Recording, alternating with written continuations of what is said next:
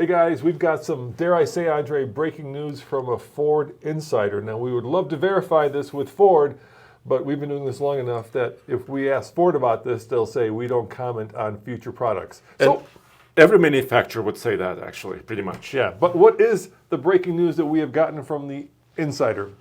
That they're working on and testing a range extended electric Super Duty, which means it's got a battery electric motors, but also a V8 engine, my friend, that could extend the range of this vehicle to a very, very long distance. How do we get a picture of this dually?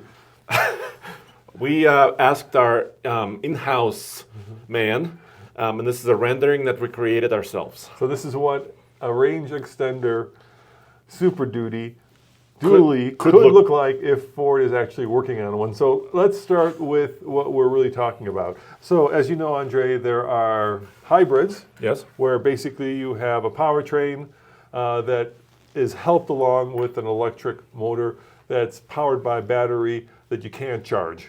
Exactly, and the battery is tiny, right? I mean, if this was 100 kilowatt hours, we're talking about like 1 kilowatt hour. Then you have plug-in hybrids, which is a bigger battery, but a plug that allows not only the engine to charge up the battery, but you can get it from the grid. Something like the Jeep 4xe, that's a plug-in hybrid. Yes. But we're really talking about an EREV, a range extended vehicle, which is kind of like the i3 that your wife owns. So this is something that is very popular now because it allows you to get the best of both worlds in some ways. Yeah, and we've owned this EREV for many, many years, right? This is a 2014 BMW i3 that we purchased several years ago. And then my wife, I bought it from the company. My wife's been driving it for almost 3 years. And this is the technology we're talking about here, all right, but supersized. Supersized. So let's talk about what the insider said Ford is working on, and then we will tell you the problem that I had with that car that seems to be the same problem that Ford is having with their potential EREV. So first of all, we kind of verified the source, right? Yep. It's an anonymous source. Yep. The source has some insider knowledge, but it's not official, like you said. Let's go back. There you go. But according to other outlets like Detroit News, very respected, they have a statement from CEO at Ford, Jim Farley, says he likes the extended range electric vehicle technology. So this is from AP, right? So yes, and I've heard Jim talk about this in different forums, that he is looking to this technology to extend, not replace other diesels or V8s, but extend capability. And it's the hottest thing in China right now. And as you know, Ford operates in China. So this technology is something that I think is exciting. BMW with the i3 and the i8 was, I think, early to the game. People didn't quite understand it, but now I think people get it. So let's talk about what our insider said about what Ford is working on. Show the rendering again, would you? I like that. Yeah, okay. So it's not a big V8. Okay. It's a Coyote. Ooh, that's a big V8. Well, it's a 5-liter V8, Yeah. but they also have 6.8-liter Right. big heavy-duty V8s. They have 7.3 Godzilla V8s. They also have diesel V8s, right? Yeah, so- 6.7. So in the car world, it's a big V8. In In the truck world, it's not such a big V8. Yeah. But this engine, if this information is correct, is not connected to the wheels in any form, right? I created a drawing. Andre, I didn't know you were such a good artist. Well, I'm not a great artist, but this is kind of what we're talking about. And actually, Ram is working on something similar too. Yeah, that we'll we talk can about that in a second, yeah. So you have kind of a large battery. Imagine maybe 100 kilowatt hours, maybe more. You have a fuel tank. The fuel tank feeds an engine. In this case, it's not a 3 or 6 cylinder. It's an 8-cylinder engine. Yep. And then the battery is sending power to electric motors, one in the front, one in the rear. So, and the engine supplies electricity to the battery. This is what we're talking about. Yeah, so it's like the way locomotives work. Basically, you have the Coyote that is charging up the battery, which is powered by gas, but there is no direct connection. In other words, there's no transmission from the Coyote to the rear or the front wheels. Right. It's all powered by electric motors that are either in the hubs or placed on the axles. But there's more. There's more. Okay. This inside source said that Ford has been currently, testing several things, including this Coyote, right? And they're also, according to the source, are having trouble when the battery is running low on energy and you're pulling a big grade at maximum weight, maybe pulling a trailer or maybe having a huge payload in the bed, this engine is struggling to keep enough juice in the battery to create maximum power in order to pull that weight. Yeah, so basically the Coyote is serving as a generator. Yes. And it's not generating enough power, electricity, to actually keep the truck towing a heavy weight up a big incline like the iGauntlet. Yes, and you have personal experience with this in the i3. I do. When we first bought the i3, the way the i3 works is it's got a battery that got, how much range? It's like, well, it's like 18 kilowatt hours usable. And it's The about first gen, it got more. It's the first gen, and it has about 70 miles of range. So it's got 70 miles of range, and then there's a little 600cc Kimco that's hidden back here that you don't see. Right. Kimco is a motorcycle manufacturer. Two-cylinder engine. Two-cylinder. That once the battery gets to about 2%, and in Europe you can actually change that percentage. I think it's about 6. Yeah. Yeah, 6%. Yeah. Then the engine kicks on Yes. and replenishes the battery. Now, but in practice, what happens? so from here to Georgetown, if you're going up to the mountains, it's about 70 miles, maybe less, probably less, because Tommy and I were driving up to Keystone, Okay. and we got to Georgetown, and I was curious to see what would happen when the electric power ran out. Or it goes low. Goes right? low, yeah, basically, yeah. So in Georgetown, which is right before it gets super steep, the car switched seamlessly to the Kimco engine, Okay.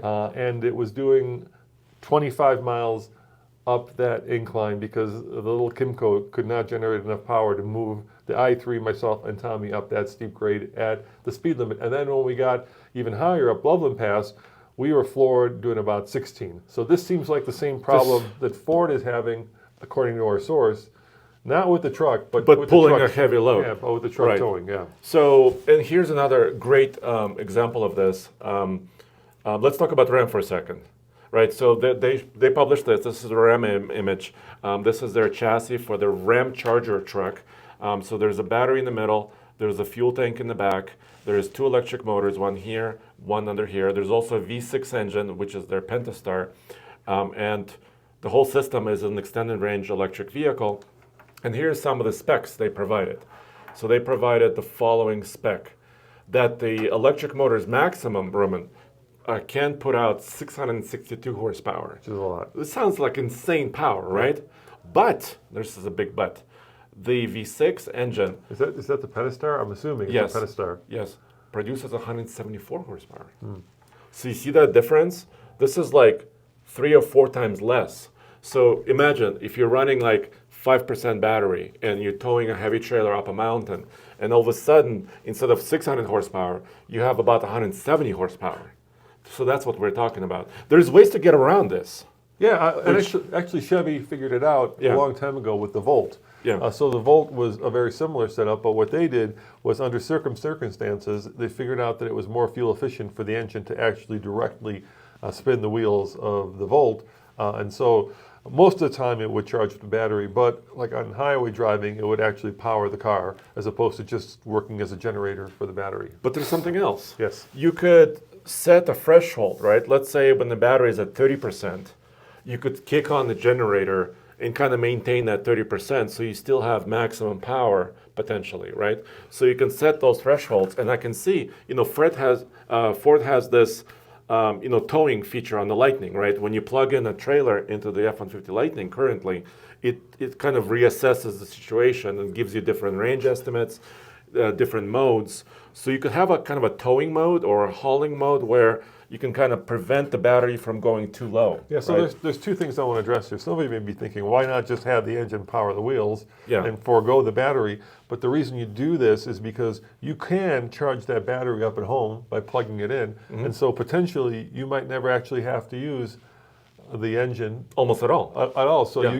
it's kind of the best of both worlds. So what you have is an electric truck that you can drive around town and plug it in home at night where electricity is cheaper. And then if you do want to go cross country or if you do want to tow with it, then you do have that big old, in this case, Coyote, that can power the battery so you can tow cross country with it. So that's why people like it, because for when they need electricity only, they can go electric only. And then if they need to go longer or if they need to tow something heavy, they do have that V8 backup.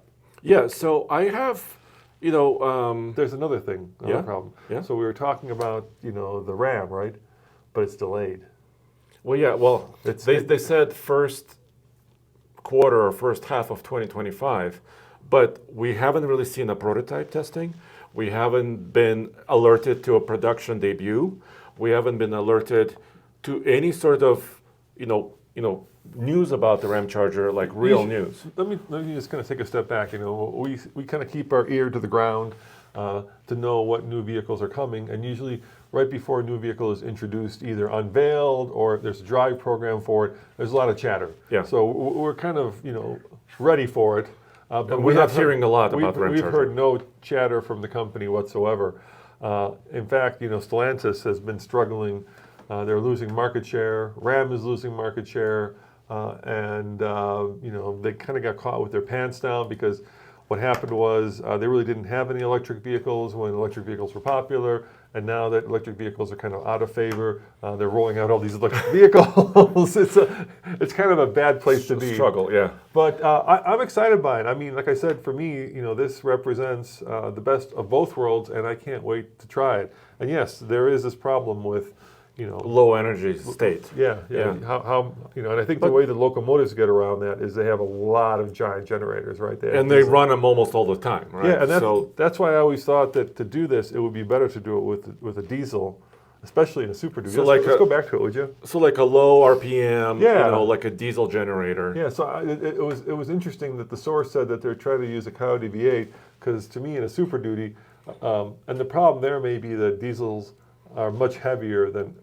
And also complex, and there's also emissions questions. Yeah, so there's then you're different adding def, questions. and then you're adding complexity, and weight because cost. you already have a heavy battery, so that means you're reducing your payload. So in some ways, I guess it makes sense to go to a gas-powered instead of a diesel-powered. As lightweight as possible and as small as possible. And right? diesels are also expensive, so in Ford parlance, it's going to be $10,000 more for a diesel, which is going to make this unobtainium for a lot of people. If it indeed is true. Keep in mind, we have no confirmation of this From Ford. From Ford. They won't talk about future products, but they're opening a new factory in Canada to build Super Duties. Yes. And they said multiple propulsion systems will be available. So there is a little bit of information about this, but no confirmation of this. And keep in mind, guys, we one. wouldn't be doing this video if we weren't relatively sure that our source had something That's valid. Potentially valid, yeah. Anyway, head on over to alltfl.com if you want to get the latest and greatest in all of our news. And Andre, if they want to help support us, you know that the media market is changing rapidly. Is it because of this? Is it because of AI-generated images? No, it's because of AI. So like Autoblog is now, it's still there, but they just basically got rid of the entire team. So if you love this kind of independent news that you only get at TFL, help support us. Go to patreon.com/TFL by clicking on the link in the description. /TFL car. Yeah, I know it's weird, but don't worry about it. That goes It's back our long. only page. Yeah, it's our only page. That goes back a long way, and we would appreciate your support, and we appreciate you watching. So see you next time. Thank you. Ciao.